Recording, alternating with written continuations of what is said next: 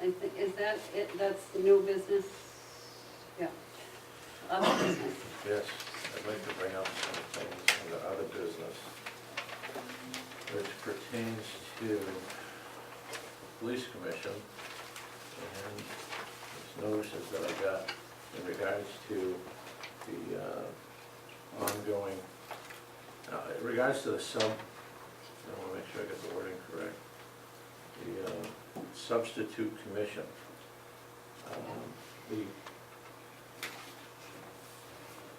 I think that the commission erred big time when they thought that they could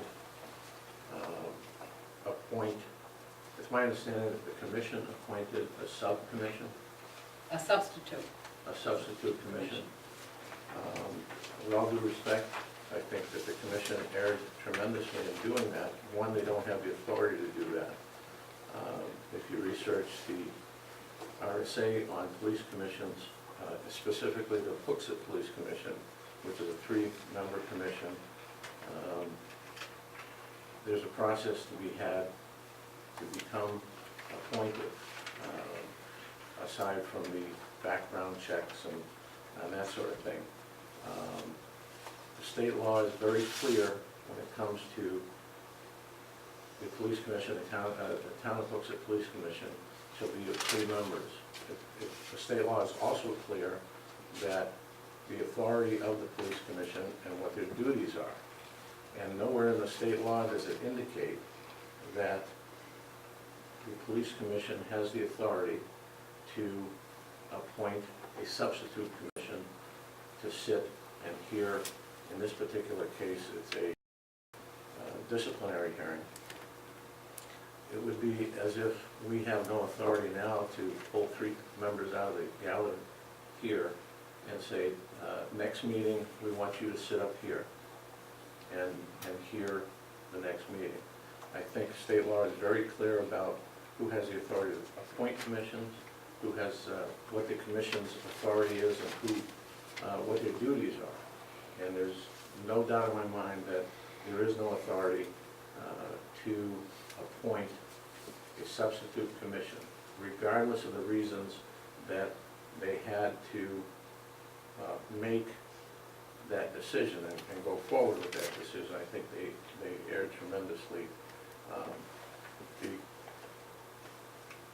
collective bargaining agreement is very specific when it comes to procedures, grievance procedures. It's also very specific on a particular step as to who hears that. And I think that in the future, if the substitute commission were to hear a case or get any, first if they were to hear a case, I think that there would be some serious, would be facing another unfair labor practice if we go back up to the PELRB on the grounds that the commission, police commission of Hooksett, did not hear that particular case for that grievance. And I think it would get kicked back to us to follow the procedures that are in the collective bargaining agreement. Excuse me, I don't think there's any sense in belaboring this. This was done upon the advice of Attorney Higgins. We should have a meeting with Attorney Higgins probably before next Wednesday, if that would satisfy you. It doesn't. It doesn't satisfy me. If you're telling me that Attorney Higgins gave the authority to the police commission to, if you tell me that Attorney Higgins gave the authority to the police commission to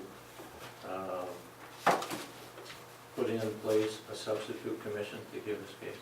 I don't think he gave the authority. I think, and at least in my case, and I only speak for myself, what do you do in the case of someone that needs to disqualify themselves? They shouldn't need to disqualify themselves when Well, I felt that I would need to.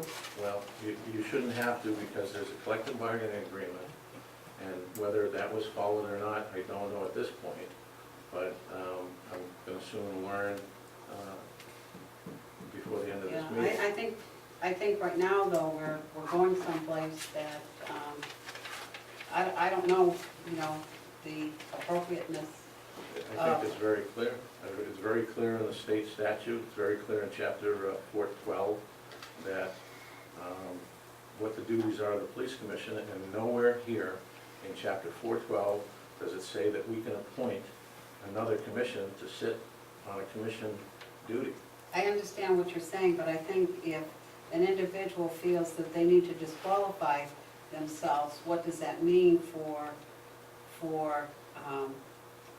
the hearing? That leaves you with with an even number, which you need to have an odd number, and what then does one do?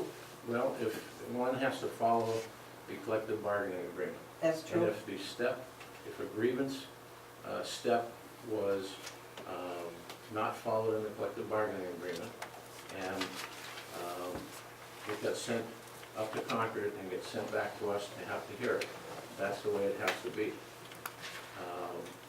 I don't think the commissioner should excuse themselves from hearing a case because a grievance procedure wasn't followed the way it was supposed to have been followed.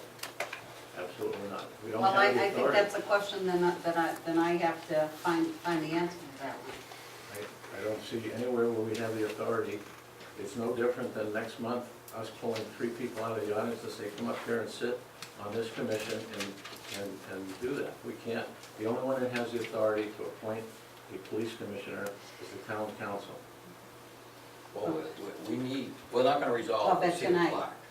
So we need to- So we need to sit with Jim, because he's the one that specifically said we had the authority. So you'll have to hear it from the horse's mouth, I mean, Well, because we can belabor this all night. I don't think so. I mean, you're telling me that that's not what Jim Higgins said. I'm not saying that, I'm saying for myself, okay? I think each person has to decide whether or not it's appropriate for them. And in my case, I felt that I should not be sitting based on the circumstances.